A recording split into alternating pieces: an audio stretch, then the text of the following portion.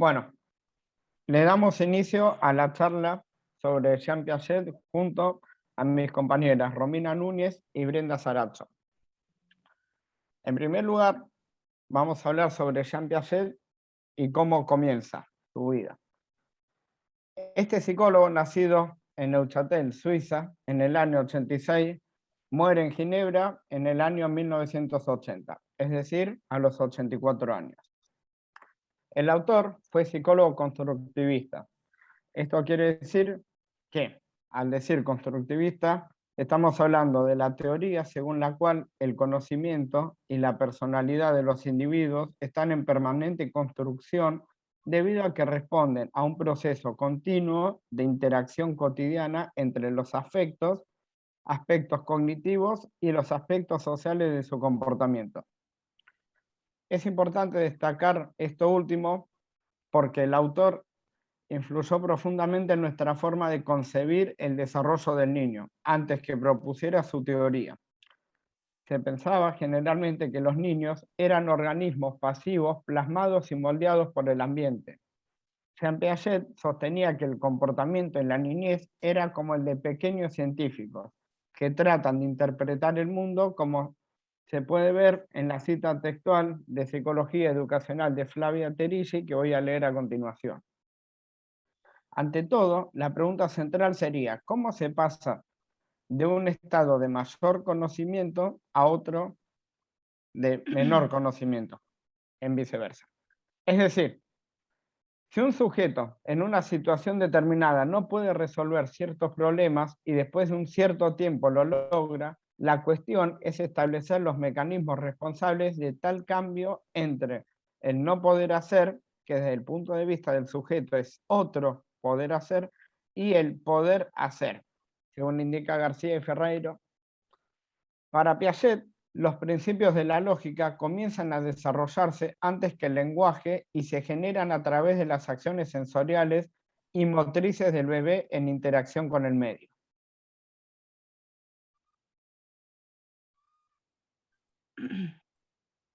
Bueno, ahora vamos a mencionar algunos aportes significativos de este psicólogo a la psicología educacional. Como sabemos, estudió los mecanismos básicos del desarrollo cognitivo, que finalmente llega a plantear la teoría genética, la cual a partir de los principios constructivistas plantea que el conocimiento, como dijo mi compañero, no se adquiere solamente por interiorización del entorno social, sino que predomina la construcción realizada por parte del sujeto. En primer lugar, como mecanismo de básico de desarrollo cognitivo, plantea la adaptación e inteligencia. Que para el psicólogo la inteligencia se trata de una capacidad común de los seres humanos de mantener la concordancia entre el mundo y los esquemas cognitivos del sujeto, lo cual permitiría que al sujeto funcionar en él. La adaptación, a su vez, es el proceso que explica el desarrollo y el aprendizaje, y esta se produce por dos procesos complementarios que son la asimilación y la acomodación. En cuanto a la asimilación, describe que este proceso consiste en incorporar nueva información en un esquema preexistente, adecuado para comprenderla.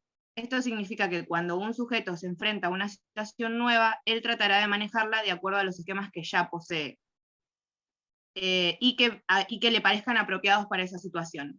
Como resultado de esto, el esquema no sufre un cambio sustancial en su naturaleza, sino que se amplía para aplicarse a nuevas situaciones. En cuanto a la acomodación, produce cambios esenciales en el esquema. Este proceso ocurre cuando un esquema se modifica para poder incorporar información nueva, que sería incomprensible con los esquemas que el sujeto tenía anteriormente.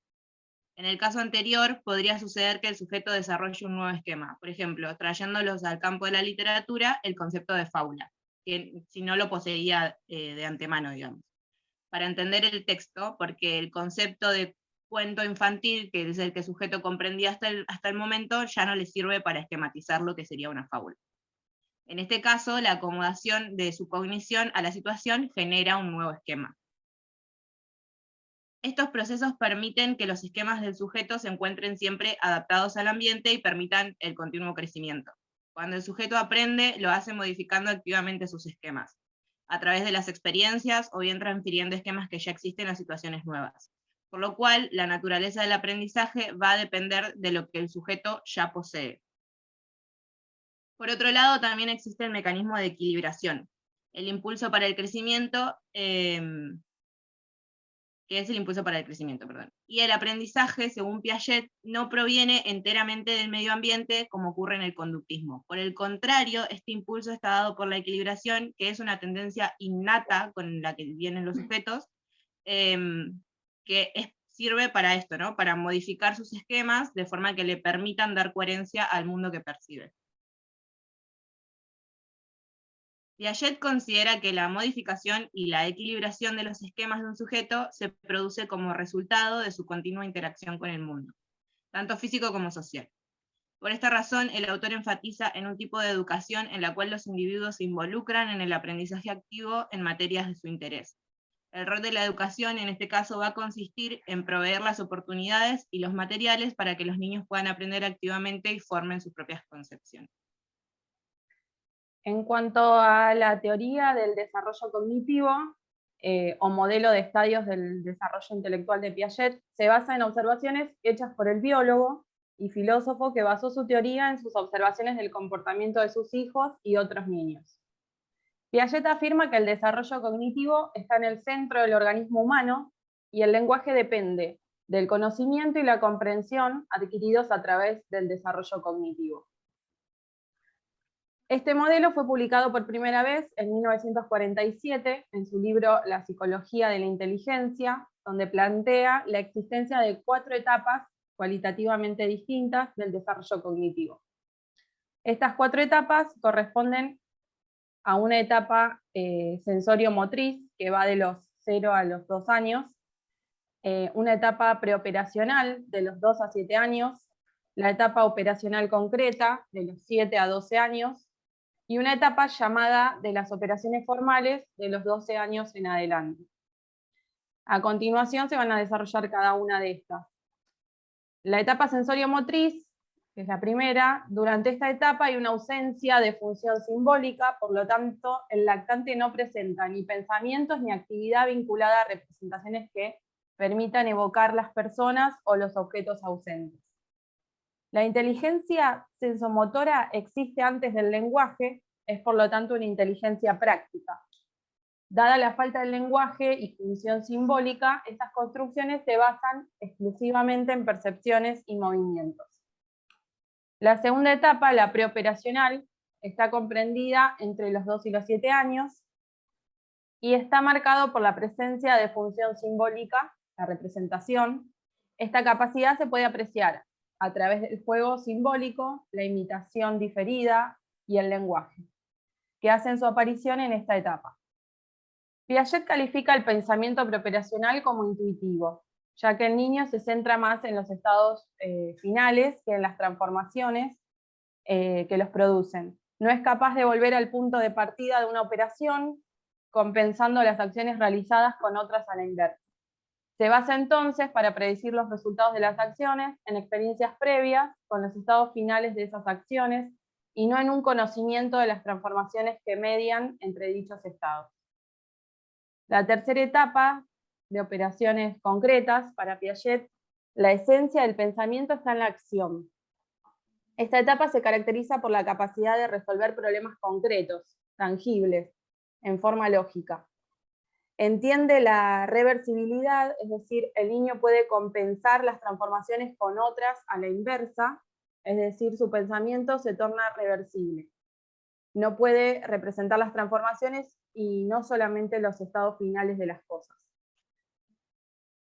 El objetivo central de este periodo es guiar la inteligencia con las leyes de la lógica y las matemáticas, una inteligencia operacional. Por lo tanto, es capaz de comprender las leyes de la conservación, como también de clasificar y establecer series. Por último, la etapa de las operaciones formales. En esta etapa es capaz de resolver problemas abstractos en forma lógica. Es posible aplicar el razonamiento y las habilidades para la resolución de problemas en contextos diferentes a aquellos en los cuales fueron adquiridos. El objetivo cognitivo es extender el razonamiento lógico y matemático adquirido en el estadio anterior hacia un nivel simbólico más abstracto con la ayuda del lenguaje.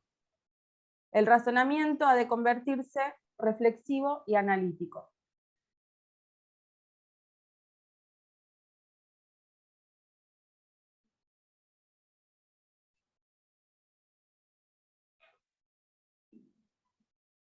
Bueno, lo que nos interesa a modo de cierre es lo que han significado estos aportes para la educación, tenida en cuenta como un sistema masivo, y Piaget plantea cómo se codifica el proceso cognitivo en los niños y cómo el error en este es elemental y debe utilizarse como objeto de construcción y no como medio punitivo de castigo. El niño debe permitirse caer en el error para que él pueda caer en cuenta de cómo construir su conocimiento y adaptarse a los procesos sociales e intentar llegar a un aprendizaje que sea más significativo. La teoría de Piaget propone centrar la atención en una educación con el debido entorno, materiales, instrucciones que sean acordes a las habilidades físicas y cognitivas de cada alumno, y esto también considera sus necesidades emocionales y sociales. Sus teorías tuvieron un gran peso en la pedagogía del siglo XX y sentó las bases para la psicología del desarrollo y la cognición.